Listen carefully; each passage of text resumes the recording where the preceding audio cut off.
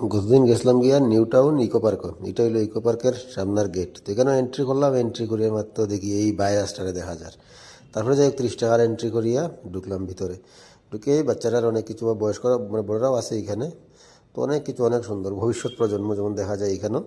তো অনেক কিছু দেখলাম এখানে দাঁড়ায় অনেকটা সময় কাটলাম, অনেক ভালো লাগলো দেখতে। দেখো তোমরা, অনেক ভালো লাগলো। তারপরে আইলাম এই তাজমহল দেখা। এখানে ঢুকতে আবার 30 টাকা করে একজনের টিকিট নেওয়া লাগে।